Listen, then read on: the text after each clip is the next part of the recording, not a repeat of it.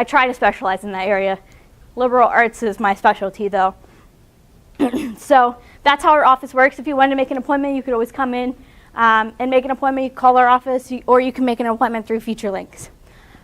Our walk-in times are 10 to 5, Monday through Friday. They're 20-minute sessions. We can usually get done in 20 minutes what we need to get done. So even if you just have a quick question like, I don't know, can you just look at my resume or I need to fix this one bullet in my resume. Can you help me with the wording? I mean, you can be in and out in 5 minutes, or you can take the whole 20 minutes. It totally depends on your preference and how much time your situation needs. All right, raise your hand in here if you've been on an interview. Awesome, everybody. Raise your hand if you like interviewing. God bless you. I hate interviewing, and I honestly don't know people that like it. It's a stressful situation, right? It's your time to prove why you are essentially perfect for the job. They want to make sure that you're not a psycho and that you can actually do the job. So sometimes that's what interviewing is about. So I have more handouts. I have an interviewing handout. I'll pass these around. Actually, I'm going to take one. So you've perfected your resume, you've perfected your cover letter, you sent it in, and now they're calling you for an interview.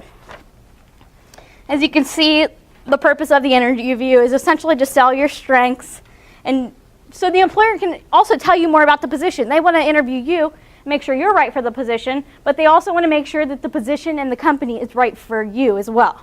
So it's a kind of a double edge. You both are making sure that you're a good fit for each other. Interviews pretty much always happen now. Before, do you need more? I can take that. They always happen anymore before you get a job, internship, anything. However, as you get more into the professional world, the whole interview process is changing. So anymore, a lot of employers will instead do a phone interview, or what we call a phone screening, before they bring you in for an actual interview. Why do you think that is? Probably to eliminate applicants. It's a good way to eliminate applicants. Anyone else? Maybe to test your phone skills. Test your phone skills, your people skills. Can you even carry on a conversation on the phone? If not, why would you be able to in person? That's a good idea, or a good point. Anyone else? So if you're crazy, you can't murder them through the phone. Well, maybe I'm a psychopath and I can put on that. I'm a sociopath and I can totally act normal on the phone and then show up and be a completely different person. But that could be.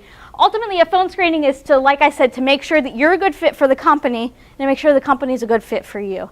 So they want to make sure that you're truly interested in the position. And they may ask you some questions about why you're qualified,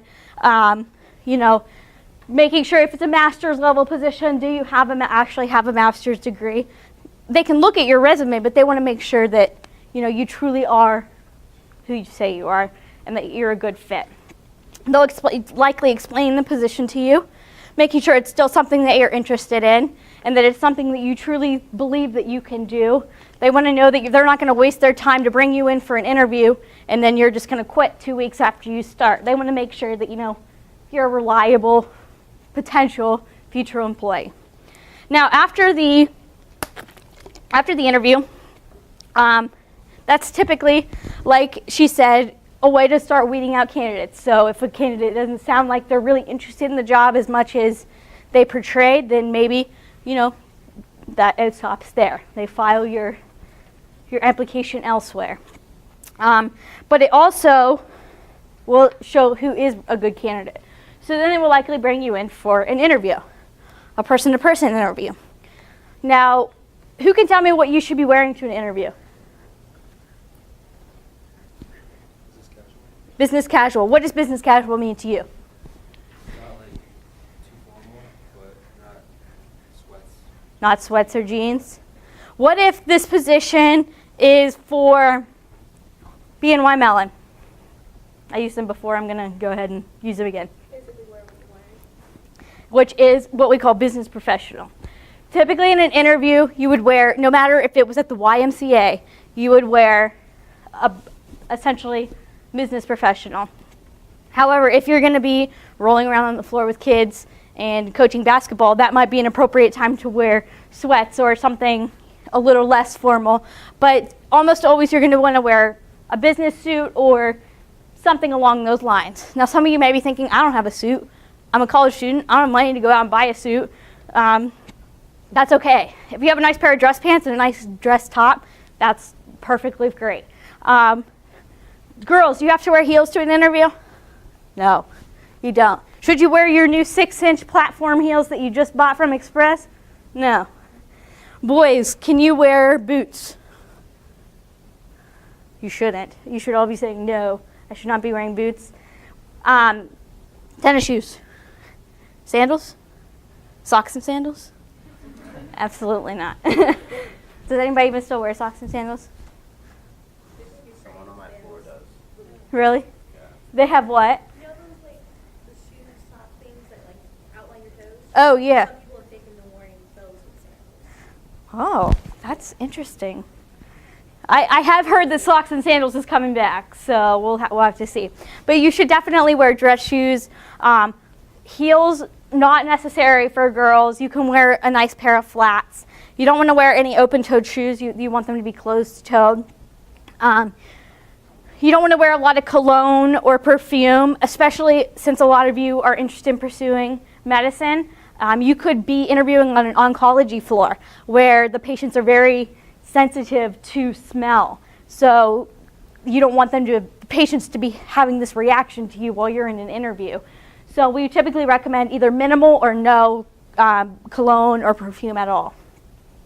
If you have any tattoos, we recommend, if you can cover those, to obviously cover those up. Not excessive jewelry, so, not wearing 7 rings and, bracelets up your arm or, a big chain necklace. Something sensible, something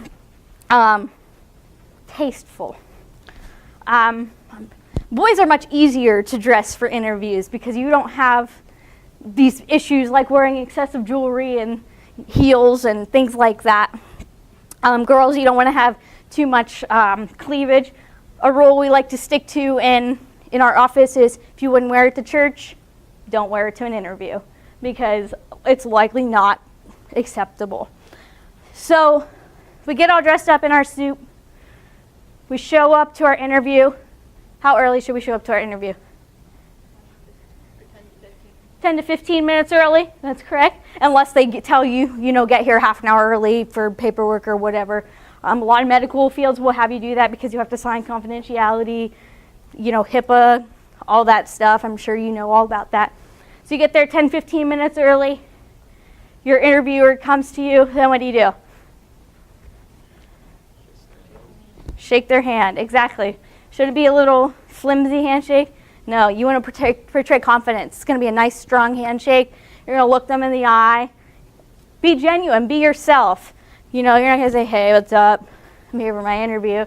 You're going to say, hello. Nice to meet you. I'm Michelle. And then you're going to go into the interview. Especially since a lot of you are medical, in the medical field, it is not uncommon, or really in any field, but especially in the medical field, it is not uncommon to be interviewed by multiple people. Who could tell me how you think you go about that? Being interviewed by multiple people. Let's say you 4 are interviewing me. How should I act? My guess would be as soon as you come in and introduce yourself, but look at project yourself to all of them at once. Exactly. Or even introduce yourself to each one, so go up and shake each one's hand. What else should you do? When you're answering a question, make sure you look at each one while you're answering as well. Exactly. You don't want to be looking at the floor. You want to look at every single person. And that goes for the same if you're only being interviewed for one person.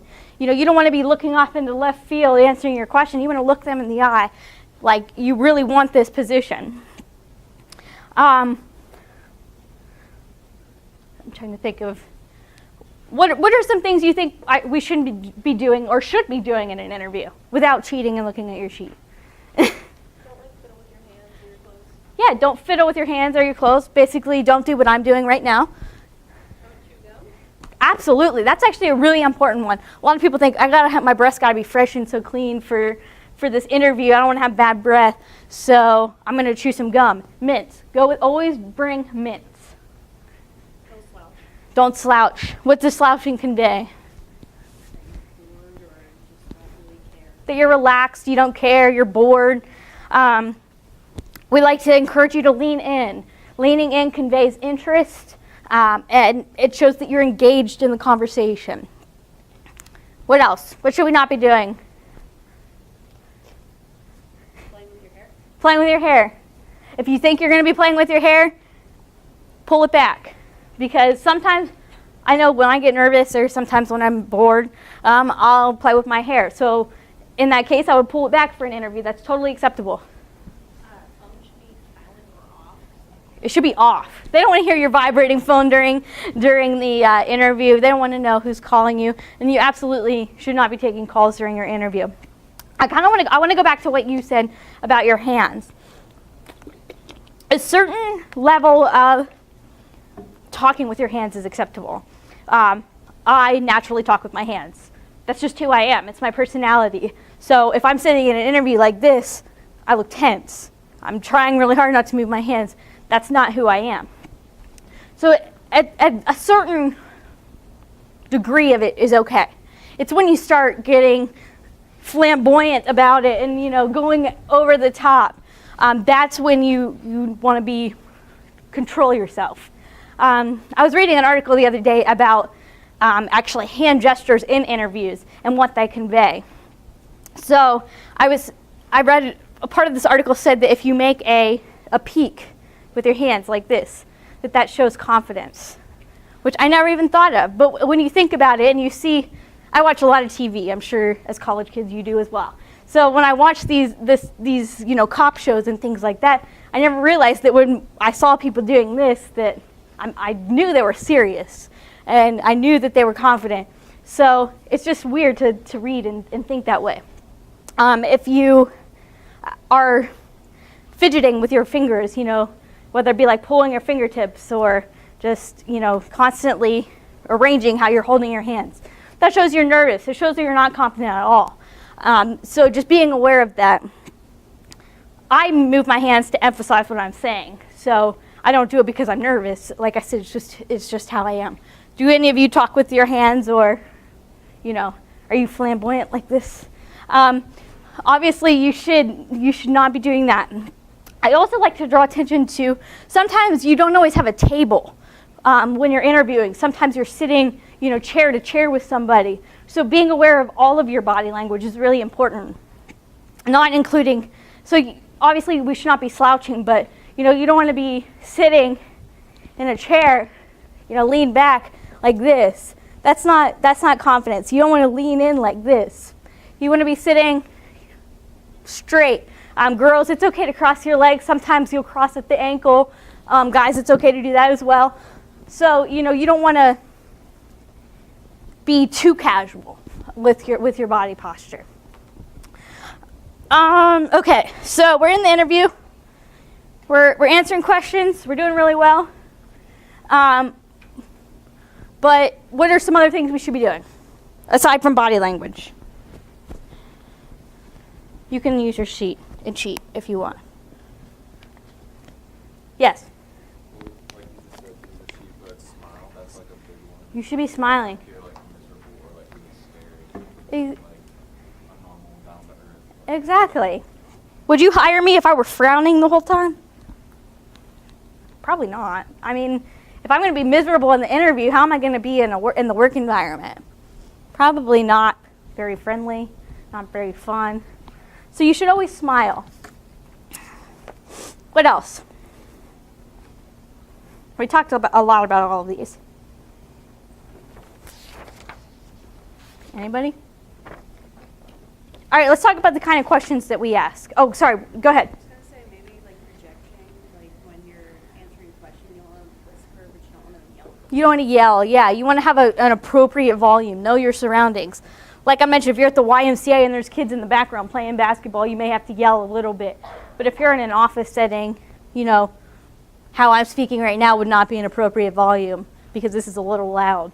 You don't want to intimidate them by any means. So you want to, you know, have an appropriate inside voice, just like your first grade teacher told you. So there's a lot of different kinds of questions that individuals can ask during an interview. One really important thing is you should absolutely know what's on your resume. So, you know, you're saying, yes, my resume, I know what I made my resume, I put it on there. Review your resume before your interview because you're leaving that open for them to ask you anything on your resume. So if you embellished a little bit, they're going to ask you what you mean what do you mean by this bullet at this job? What do you mean that you interacted with, you know, employers at this event? Tell me about exactly how you interacted with them. They're going to ask you questions about your resume, so know what your resume says. There's also, if you look at the second page, what we like to call behavioral questions. So tell me about a time that you had to work as part of a team. What was your role? Or tell me about a time that you failed. That's a very common behavioral question. They want to know about a specific time. If you look at the top, we refer to how to answer these questions using our STAR technique. So S, situation. Tell us about the specific situation at hand. You know, what did you do? Did you have to do a project for a class and you had to meet and, you know, essentially deliver this project? T is task. I kind of just covered that. You know, you had to make a project on cell division. A, the action you took. We met 3 nights a week for 2 weeks to work on this project. Or what was the result? We delivered the project, we got an A. Or, you know, we didn't stick with it, we got a B, but we learned that we should have, you know, been more proactive about it, or we should have put more effort into it. If you're portraying yourself in a negative way, like the question, tell me about a time when you failed. The employer's asking you to portray yourself in a negative way. You got to be honest. Well, you know, I did this and didn't work out. But they want to know how you learn from it. How do you react to stress? How do you react to failure? Did you, you know, lock yourself in your bedroom and cry for 3 days? Or did you do something about it? You know, did you go out there and try again and keep trying? So they want to know how you react to certain situations. And they do that by using the STAR technique. Who loves the tell me about yourself question? Who's gotten that question in an interview? Everybody. That's like the first question they ask you. Tell me about yourself. What are they looking for? Yourself. Do they want to know that you have 3 dogs and 2 brothers? No, they don't care. They want to know that you won your state championship your senior year on your football team? They don't care. They want to know about you, especially in college. You're going to be saying, you know, hi, my name is Michelle. I'm a career consultant in the Office of Career Development and Placement Assistance. And then you would go on to why you're qualified. I really want this job because, you know, you just give explanations as to why you're right for the job and why they should choose you. We call this the 30-second elevator speech. This will come in handy whenever you come to the career fair, because all of you are coming to the career fair, correct? Yes. No, I'm just kidding. I'm not going to make you. But I would encourage you to all come to the career fair. It's next month, 18th and 19th. The first day is the non-technical day this year, so that's going to be pretty much anything but IS, CS, and engineering. So all the liberal arts, the businesses, the pre-med, all of you would be more on the 18th, and for technical majors, that's going to be the 19th. It's in the William Pitt Union. Definitely recommend you come check it out. Freshmen are welcome. We encourage freshmen to come, even if you're not looking for an opportunity or, you know, an internship or a job. We encourage you to come just to get the experience, to see what it's like. Now, sorry, I got off course a little bit. So we go through the interview, and we get to the end, and they say, do you have any questions for me? Can I say, nope, I'm good. I'm good, I don't have any questions. Should you say that? Can you say that? You should not say that. You should at least have about maybe 3 to 5 questions that you're asking. I think there's some question examples in here that you can ask. Maybe not. Front page. Yeah, front page, bottom. Questions you can ask. You can ask, what does a typical day of somebody in this position look like? It can be as much as that, or it can be as simple as, when should I expect to hear back from the interviewing process? After you ask your 3 to 5 questions and you get your answers, and it's time to go, and you're saying goodbye, what should you do? It's on here. You can cheat. Yes? Shake their hand and thank them. You should shake their hand, absolutely thank them for their time. And something that a lot of people don't understand that you should do is take everybody's business cards. So if all 4 of you interviewed me, I want to get all 4 of your business cards. If just one person interviews you, get their business card. Why would we take their business card? That's gonna show like even more interest on your part. It'll show more interest You can contact them later. to contact them later. A lot of people don't realize, especially as we move into the professional world, as you all will be doing within the next few years, that it is almost expected of you to send a thank you letter after your interview. Does that mean it has to be a 1-page letter detailing your interview saying, you know, this X, Y, and Z, this, I love this, thank you for challenging me with this? It doesn't have to be. It can be. It can be as small as a card saying, I really appreciate your time. I look forward to, you know, hopefully working with you on this project. Maybe they brought up a particular project in the interview. Maybe talk about something that you talked about in the interview. And send it typically within 2 days after your interview.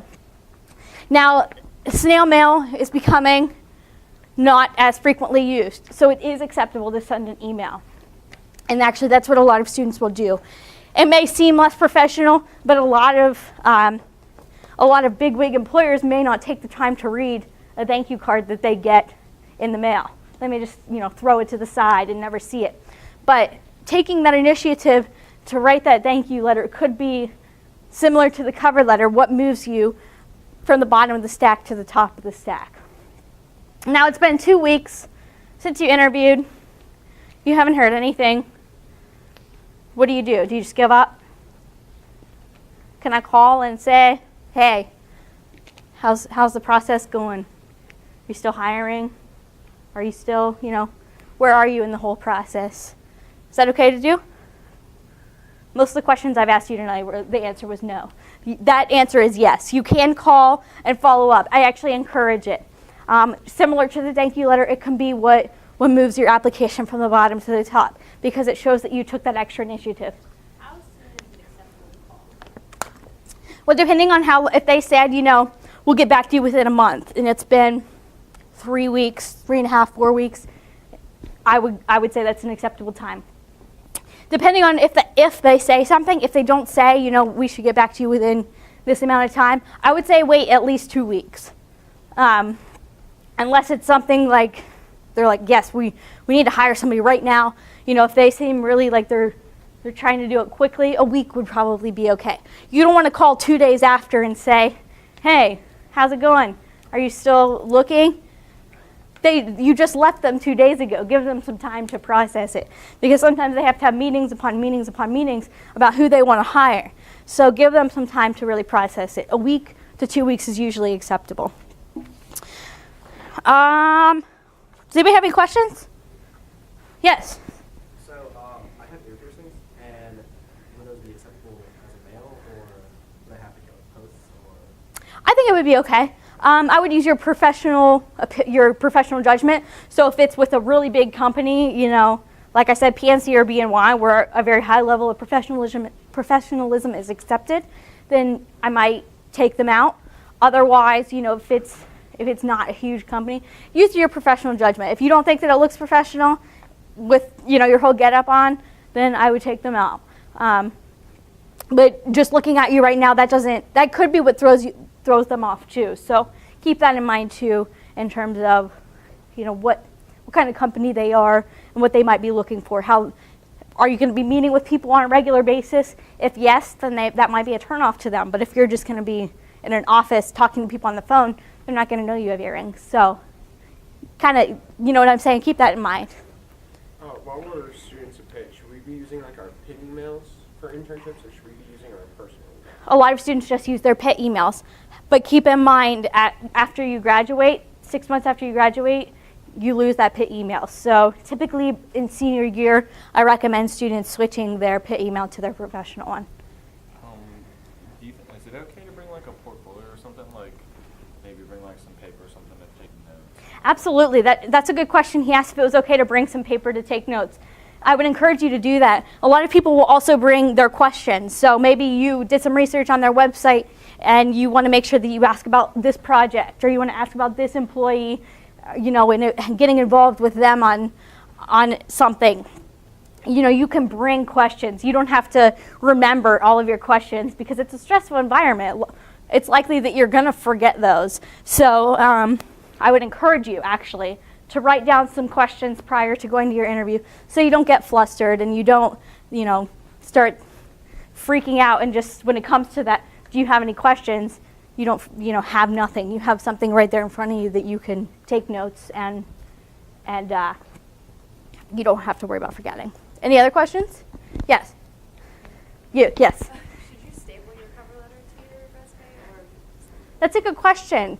I would recommend not stapling them anymore. Most applications are submitted electronically.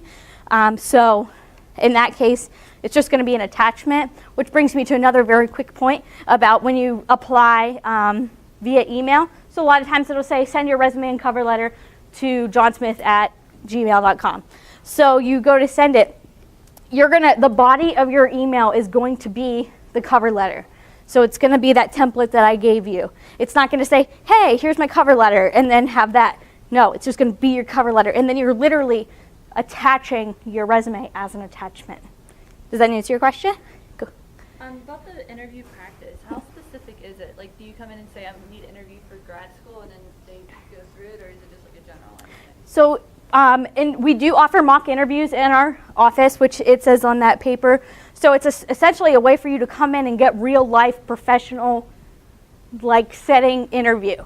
Except that at the end, we're not either pushing you to the side or hiring you. We're giving you feedback about how you did and ways that you can improve. So in order to sign up for a mock interview, you come in for a walk-in, you bring your resume. We look at your resume. If it's good, and you say, okay, I want to do a mock interview, we give you, it's like a permission slip. When you hand that in, you can put companies that you want to apply to. It's like 3 companies that you're applying to, or you could put schools. So, you know, if you wanted to apply to the SHRS school here at Pitt, you can put that. That way we know specifically what to ask you about. Did I answer your question? Yes. Okay. Any other questions? Yes. Is it, should you get the special resume paper for like physical copies? That's a good question, and I get that question a lot. Don't go out and spend $7 or $8 on resume paper. If you already have it, you can use it, but it's not that big of a deal. Like I said, most applications are submitted electronically, so don't waste your money on resume paper. Regular paper is fine. Ultimately, they're caring about the content, right? They're not going to say, ooh, he bought the $7 paper and this one bought 99-cent paper. They don't care. They want to know more about what's on that resume. It looks like I'm running out of time. So if anybody has any questions, I'll hang out for a little bit, and you can come ask me. But I thank you for your time tonight, and I hope that you'll come see us. I think he gets those.